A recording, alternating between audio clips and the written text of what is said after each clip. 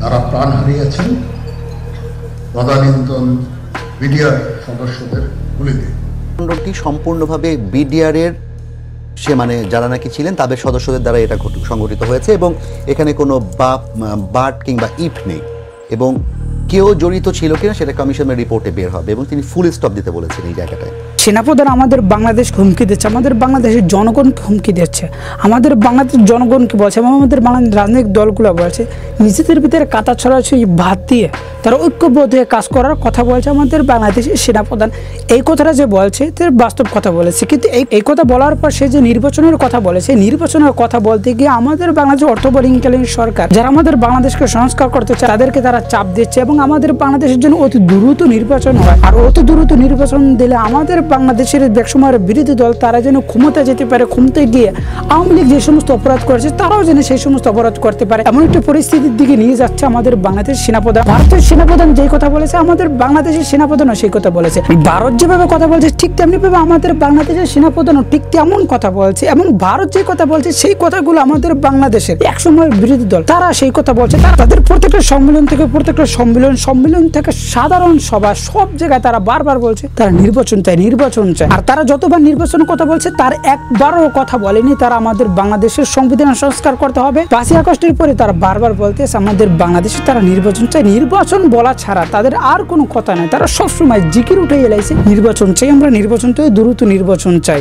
বাংলাদেশের বিএনপি এবং আমাদের বাংলাদেশ সেনাপ্রধানের কথা এবং ভারতের সেনাপ্রধানের কথা এবং ভারতের কথা মানে একই জন স্ক্রিপ্ট লিখেছে, সেই স্ক্রিপ্ট অনুযায়ী সবাই ভিডিও বানাইতেছে, একই স্ক্রিপ্ট সবাই বলতে আসে, মিডিয়ার সামনে যারাই বলতে আসে একই ধরনের স্ক্রিপ্ট বলতে আসে। যেমন আওয়ামী লীগ আমলে এক সংবাদ মিডিয়া যে খবর প্রচার করতো সব সংবাদ মিডিয়া একই খবর প্রচার করতো, একই স্ক্রিপ্ট লেখে, একই জন লেখেছে, সব একই ধরনের লাগছে। ঠিক তেমনি ভাবে বর্তমান যে পরিস্থিতি বিএনপির এবং আমাদের বাংলাদেশ সেনাপ্রধান এবং ভারতের সমস্ত কথার তাল একজন যে স্ক্রিপ্ট লেখেছে এটা কাল দিবালোকে স্পষ্ট হয়ে গেছে। সাথে আমি আজকে এই ভিডিওটা যে কারণে বানাইছি সেটা হলো বিডিআর হত্যাকাণ্ড অথবা সেনাবাহিনী হত্যাকাণ্ড, পিলখানা হত্যাকাণ্ড নিয়ে আমার আজকের মেন টপিক হলো। এবং সেনাবাহিনীর প্রধান সে বলেছে যারা অপরাধী গত 14-15 বছরে তাদেরকে সাজা দেওয়া হয়েছে, যারা অপরাধী ছিল না তাদেরকে সাজা দেয় না এবং এটা নিয়ে কথা বলতে না করছে এবং বাট্টু বা কোনো ধরনের কথা বলতে সেনাবাহিনীর প্রধান না করছে। আমাদের বাংলাদেশে জনগণকে রীতিমতো সে হুমকি দিয়েছে, তার সাথে স্বৈরাচারী হাসিনার সাথে তো একটা সম্পর্ক আছে, তারা তো আত্মীয়, তাদের দুজনের রক্ত এক এবং দুজনের স্বৈরাচার সেটা আপনি তার বক্তব্য শুনে বুঝে যাবেন। সে রীতিমতো মানুষকে হুমকি দিয়েছে এবং বলছে যারা অপরাধ তাদেরকে শাস্তি দেওয়া হয়েছে,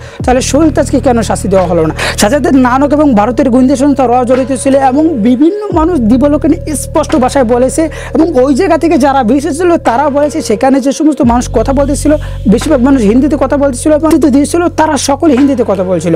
আমি বিডিআর হত্যাকাণ্ড নিয়ে বিস্তারিত 2টি ভিডিও বানাইছি, সেই ভিডিওতে পিলখানা হত্যাকাণ্ডের বিস্তারিত আপনারা জানতে পারেন। যদি জানতে চান কেউ বিস্তারিত জানতে চান এবং তাহলে আমি এই ভিডিওর ডিসক্রিপশন এবং ফার্স্ট কমেন্টে লিঙ্ক দিয়ে দেবো, যাদের দেখতে মন চায় গিয়ে দেখ কারে কিভাবে কোন সময় হত্যা করা হয়েছে এবং কারা হত্যা করেছে, কাদের নেতৃত্বে হত্যা করা হয়েছে এবং ওই সময় কি ভারত কিভাবে ষড়যন্ত্র করেছিল। বাংলাদেশের কোনো মিডিয়া এই সমস্ত খবর জানার আগে ভারতীয় মিডিয়া কিভাবে জেনে গিয়েছিল এবং তারা কেন হিন্দিতে কথা বলছিল এবং সে থেকে ভারতের গোয়েন্দা সংস্থা অজড়িত ছিল একাল দিবালোকে নিয়ে একাল স্পষ্ট ভাষায় সেই ভিডিওতে প্রমাণ করে দিয়েছি, যাদের দেখতে মন চায় দিয়ে দেখতে। এবং সেনাবাহিনীর প্রধান যে বলেছে যারা অপরাধী তাদেরকে শাস্তি দেওয়া হয়েছে, ভারতের গোয়েন্দা সংস্থা রয় এবং যারা হিন্দিতে কথা বলছে তারা কারা, তাদেরকে গ্রেফতার করা হয়েছে। আপনি বলছেন যারা অপরাধী তাদেরকে শাস্তি দেওয়া হয়েছে, তাহলে শেখ হাসিনাকে কই শাস্তি দিয়েছেন আপনি? তাহলে আপনি বলেন নানককে কেন শাস্তি দেন নাই? এবং আরো বিভিন্ন মানুষ জড়িত ছিল, জয়টাই থেকে শুরু করে আওয়ামী লীগের অনেক বড় বড় নেতারা জড়িত ছিল, তাদেরকে আপনারা শাস্তি দিয়েছেন। এই হত্যাকাণ্ডের বিভিন্ন ফুটেজ আপনাকেও দেখা গেছে এবং আপনি এই সমস্ত কথা বলার দ্বারা আপনি প্রমাণ করে দিয়ে গেছেন। আমি অকারকে বলছি আপনি এই সমস্ত কথা বলার দ্বারা এই হত্যাকাণ্ডের সাথে যে আপনিও জড়িত ছিলেন সেটা দিবালোকে স্পষ্ট হয়ে গেছে। যারা সেনাবাহিনী হত্যাকাণ্ডকে বৈধতা দিয়েছে, যারা জড়িত ছিল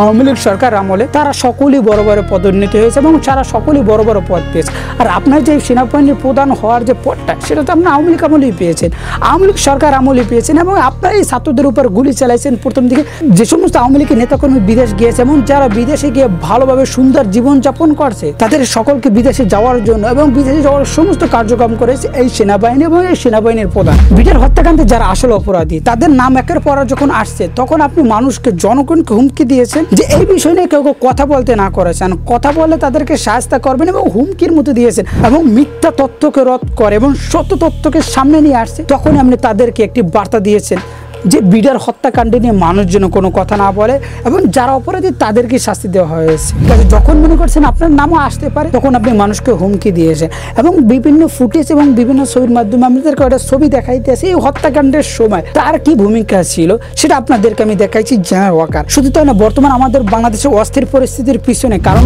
আমাদের বাংলাদেশ সেনাবাহিনী এবং সেনাবাহিনীর প্রধান যে ওয়াকার তার অপরাধ। এই যে আমাদের বাংলাদেশে গত 3-4 দিন ধরে একের পর অরাজকতা হচ্ছে, বিভিন্ন ধরনের অপরাধের সাথে বিভিন্ন মানুষ জড়িত হয়ে যাইতে আছে, এর পিছনে সেনাবাহিনীকে ম্যাজিস্ট্রেট পাওয়ার দেওয়া হয়েছে এবং সেনাবাহিনী যেখানে যায় সেখানে কোনো অপরাধের ছোঁয়াও থাকে না। আর আমাদের বাংলাদেশ সাধারণ মানুষ সেনাবাহিনীকে সম্মান করে আর অপরাধীরা সেনাবাহিনীকে বাঘের থেকেও বেশি ভয় পায়। আর তাদের সামনে তাদের যখন ম্যাজিস্ট্রেটে পাওয়ার দেওয়া হয়েছে সে সময় আমাদের বাংলাদেশের ঢাকা সহ বিভিন্ন জায়গায় একের পর এক ধর্ষণ থেকে শুরু করে একের পর এক হত্যাকাণ্ড এবং বিভিন্ন ধরনের অপরাধ, চুরি ডাকাতি, ছিনতাই থেকে শুরু করে বিভিন্ন ধরনের কর্মকাণ্ড, বিভিন্ন ধরনের গ্রামে বিভিন্ন মানুষ জড়িত হয়ে যাইতে আছে। সেনাবাহিনী এখানে বৈশ্ব পিছনে সমস্ত জন্য দর্শকের ভূমিকা পালন করছে এবং আমাদের বাংলাদেশের অস্থিরতার পিছনে আমাদের বাংলাদেশ প্রশাসনের যেমন দায়িত্ব তেমন আমাদের বাংলাদেশ অর্থবলীনকালীন সরকার যারা আছে তাদেরও দায়িত্ব। আমাদের বাংলাদেশের প্রশাসন এবং আমাদের বাংলাদেশ সেনাবাহিনীকে তারা সেভাবে নিয়ন্ত্রণ করতে পারেনি এবং সেনাবাহিনী এর পিছনে দেয়, তেমনি আমাদের বাংলাদেশ অর্থবলীনকালীন সরকার এর পিছনে দেয়, ঠিক মতো ব্যবস্থাপনা করতে পারেনি এবং সেনাবাহিনীকে ঠিক জায়গায় ঠিক মতো কাজে লাগাইতে পারেনি বলে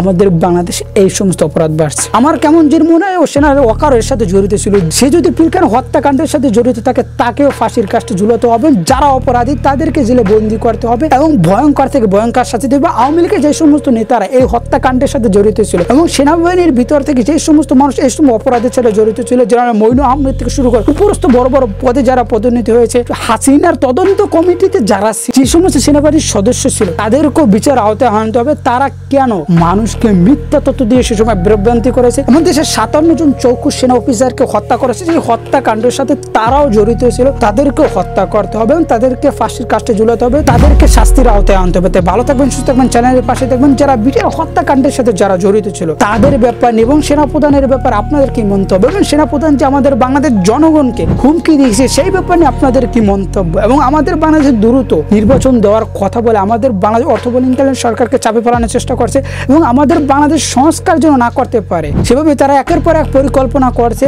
ভারতের গোয়েন্দা সংস্থা র এবং বিএনপির সাথে সাথে আমাদের বাংলাদেশ সেনাবাহিনীর প্রধান আমাদের বাংলাদেশের সংস্কার হলে আমাদের বাংলা দ্বিতীয়বার যেন স্বৈরাচার না হতে পারে এবং তারা স্বৈরাচার হওয়ার চেষ্টা করতে আসছে, সেই স্বৈরাচার হতে বাধা দেবে ওই সংস্কার। আর সংস্কার যদি না করতে পারে তার দ্বিতীয়বার আবার একটি স্বৈরাচার আসতে পারে। আর সেনাবাহিনী থেকে শুরু করে তারা সকলেই যেতে আছে আবার যদি আমাদের বাংলাদেশ একটি স্বৈরাচার আসে, এভাবে যেমন আমাদের বাংলাদেশের মানুষ কয়েকদিন পর পর জীবন দিতে তারা সেই প্রেক্ষাপটে তারা সেভাবে হারছে। তাই আমাদেরকে সতর্ক থাকতে হবে, যেখানে অপরাধ হবে সেখানে প্রতিবাদ করতে হবে। সেনাবাহিনী থেকে শুরু করে সর্বস্তরের সকল মানুষকে সতর্ক থাকতে হবে যেন আমাদের বাংলাদেশে সংস্কার হয়। আমাদের বাংলাদেশে নির্বাচন আমরাও চাই, কিন্তু সে সংস্কার হবে তারপর নির্বাচন হবে, সংস্কার আগে কোনো নির্বাচন হবে না। আওয়ামী লীগের অপরাধ যে করেছে, ছাত্র জনতাকে হত্যা করেছে, সে হত্যার বিচার আগে হবে তারপরে নির্বাচন হবে। তাই ভালো থাকবেন, সুস্থ থাকবেন, চ্যানেল পাশে দেখুন। যারা এখন পর্যন্ত চ্যানেলকে সাবস্ক্রাইব করেন অবশ্যই চ্যানেলকে সাবস্ক্রাইব করুন। আর যারা ফেসবুক পেজ থেকে দেখতেছেন অবশ্যই ফেসবুক পেজটা ফলো করে রাখবেন। নিজস্ব কোনো মন্তব্য থাকলে অবশ্যই নিচে কমেন্ট বক্সটা উন্মুক্ত, অবশ্যই নিচে কমেন্ট করে আমাদেরকে জানাই যাবেন।